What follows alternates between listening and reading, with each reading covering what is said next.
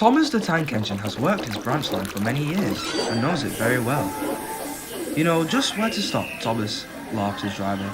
You could almost manage it without me. Thomas had become conceited. He didn't realize his driver was joking. Later, he boasted to the others. Driver says I don't need him now. Don't be so daft, snorted Percy.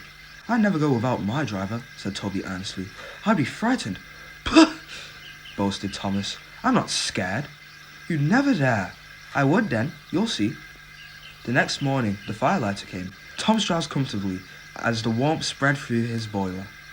Percy and Toby were still asleep. Thomas suddenly remembered. Silly stick in the mud, he chuckled. I'll show them.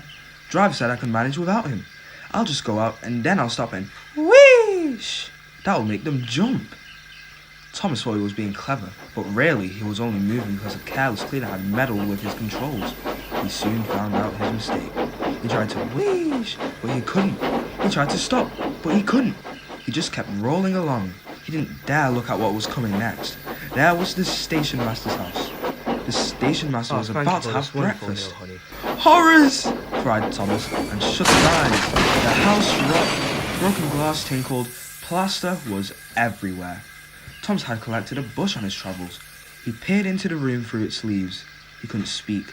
The station master was furious. His wife picked up her plate. You miserable engine, she scolded. Just look what you've done to our breakfast. Now I shall have to cook some more. She banged the door. More plaster fell. This time, it fell on Thomas. Thomas felt depressed. Workmen propped up the house with strong poles and laid rails through the garden. Meanwhile, Donald and Douglas arrived. Dinner fast yourself, Thomas. We'll soon have you back on the rails, they laughed. Donald and Douglas, puffing hard, managed to haul Thomas back to safety. Bits of fencing, the bush, and a broken window frame festooned his front, which was badly twisted. The twins laughed and left him. Thomas was in disgrace. There was worse to come. You are a very naughty engine. Oh no, sir. I'm really sorry, sir. Thomas's voice was muffled behind his bush. You must go to the works and have your front mended. It will be a long job.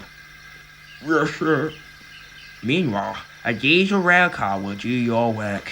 A diesel, sir? Thomas spluttered. Yes, Thomas. Diesels always stay in their sets till they are wanted. Diesels never get went off to breakfast in station masters' houses.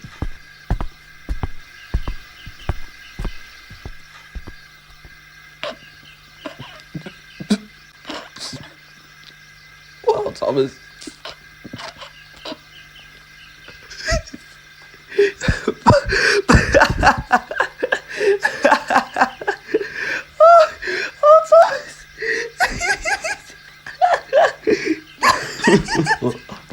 Oh, Thomas.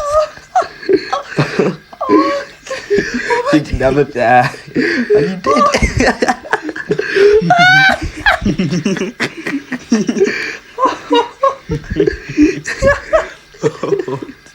Oh, Thomas.